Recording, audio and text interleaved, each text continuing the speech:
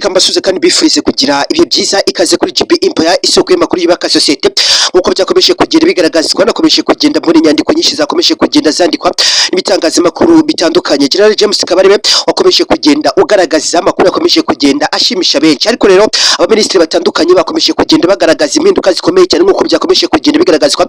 Leta y'u Rwanda ifite impinduka igiye kuba yateganya muri uyu mwaka tugiye kuba twakwinjiramo. Harabura amasaha make cyane mu by'ukuri u Rwanda rukaba rwarasa umwaka rugaragaza ko nyine bye cyarangiye, mu gihe kandi perezida we yakomeje kugenda agaragaza ku nyandiko yakomeje kugenda agaragaza ko yateguye ijambo rigiye kuba ryahabwa buri muturarwanda wese kugira ngo mu by'ukuri abashe kuba yasoza cyangwa se kurangiza umwaka ameze neza.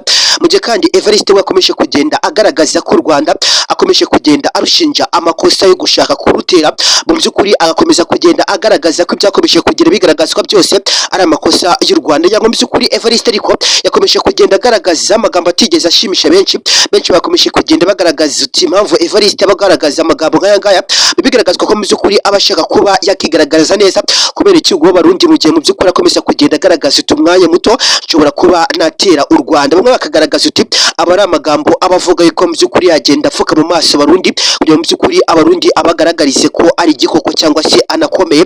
Ariko rero ndagira ngo tubashe kuba twakwibanda mu byakomeje kugenda bigaragazwa mu itangazo ryakomeje kugenda risohoka rirangiza uyu mwaka. Umukuru w'igihugu cy'u Rwanda yakomeje kugenda agaragaza ndetse kandi ashimira ingabo z'u Rwanda zose RDF ndetse n'abandi bakora muri serivisi z'umutekano, akaba yakomeje kugenda ashimira by'umwihariko RDF ndetse n'abadaso ubwo na polisi bose akomeza kugenda bashimira atibagiwe n'abanyerondo bacunga umutekano mu bice by'igihugu bitandukanye. Kandi Perezida Paul Kagame yakomeje kugenda agaragaza ko yakomeje kugenda ashimira abayobozi bose bakomeje kugenda bafatikanya muri serivisi zo kuba bayobora igihugu cy'u Rwanda, mu gihe kandi yakomeje kugenda agaragaza imiyoborere mibi yakomeje kugenda igaragara muri uyu mwaka. Ndagira ngo mwakomeje kugenda mubona abayobozi bakomeje kugenda barangwa na ruswa zitandukanye, aba yakomeje kugenda abanenga, ariko kandi agakomeza kugenda anashima abo bakomeje kugenda bafatikanya mu rugamba rwo kubohora igihugu cy'u Rwanda nk'uko byakomeje kugenda bigaragazwa.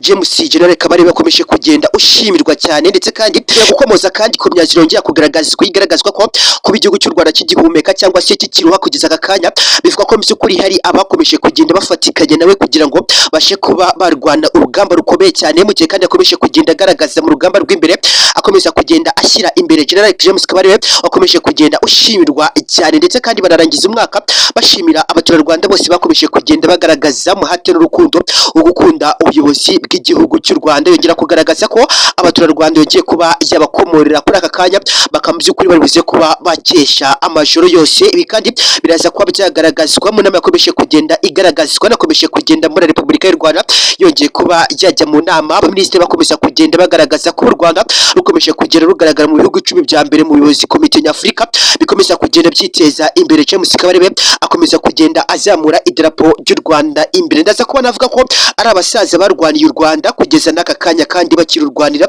ukabona ko bakomeje kugenda bashishikariza urubyiruko rw'u Rwanda kwa by'ukuri bakongera kugaragaza umuhate n'urukundo wo gufasha u Rwanda. Ibi kandi mu by'ukuri bagaragaza ko badashaka kubona urubyiruko rwibanda mu biyobyabwenge, kunywa inzoga n'itabi. Yego tugeze mu minsi mikuru, aragaragaza ko mu by'ukuri mugomba kuba mwanywa inzoga ariko mukaza kuba mwakibuka ko mu by'ukuri mufite inshingano. Yongera kuba yagaragaza ikizwi nka tumweless cyangwa se drink beer less, kubera ko nuza kuba wareba ibikomeje kugenda bigaragazwa benshi bakomeje kugenda bagaragaza mu gutekinga beer, ariko bagakomeza kugenda bica responsibilities zikomeza kugenda zigaragara home iwabo, ukaza kuba wabona ko mu by'ukuri mu kwezi kwa mbere mu matariki ya mbere hari buze kuba hagaragazwa gahunda yo kujyana abana ku mashuri. Yongera kuba yagaragariza mu by'ukuri imiryango imwe n'imwe ko mu by'ukuri bafata amafaranga bakayasevinga aho kuba bahukirwa mu gufata ibyo kunywa gusa, mu by'ukuri bakaba bakirengagiza inshingano cyangwa se responsibilities zikomeza kugenda zigaragara. James Kabarebe kandi yakomeje kugenda ashimirwa n'abanyamahanga bakomeza kugenda bagaragaza mu butwari yakomeje kugenda agaragaza mu kuba yakomeje kugenda agaragara mu kubohora igihugu cy'u Rwanda, ndetse kandi akaba akomeza kugenda akirebera. Perezida Paul Kagame yakomeje kugenda akura isari agaragariza abanyarwanda babwira uti kuba igihugu cy'u Rwanda kakaya gitemba amata n'ubuki, nuko mu by'ukuri hari abasaza bitanze bakajya mu masasu mu by'ukuri agaragara y'imvura bakamubyukuri babohora u Rwanda. Ariko rero mu by'ukuri arakomeza kugenda ananenga abaturarwanda batari buze ko bafatiye kazi bakomeza kugenda bahabwa no kuba bafite imiyoborere cyangwa se ubuyobozi bwiza, bakomeza kugenda bitwara uko bashatse, akomeza kugenda banenga cyane agaragaza kuba mu by'ukuri mufite umuyobozi cyangwa se ubuyoborere bwiza mu Rwanda, mukaba mu by'ukuri mubica amazi. Birakomeza kugenda bibabaza, bakomeje kugenda babibaruka cyangwa se babitangira, bikaza kwabyaranya mu by'ukuri ubuzima bwa bamwe aka kanya butakiriho, ndetse kandi akomeza kugenda agaragaza kuba hari bamwe babitangiye mukaba mutari kubihereza agaciro. Birakomeza kugenda bigaragaza ikinyabupfura gito cyane mu buyobozi bw'igihugu cy'u Rwanda. Mu gihe kandi akanama k'abaminisitiri kakomeje kugenda kagaragaza imyanzuro yakomeje kugenda igaragazwa, uko kandi bikomeje kugenda bigaragazwa, akanama k'abaminisitiri gakomeje kugenda kagaragaza impinduka zigiye kuba zagaragara mu mpera z'umwaka tugiye kuba twakwinjiramo, ariko bidakwiye ko hari n'izindi mpinduka zigiye kuba zagaragara mu itangiriro ry'uyu mwaka.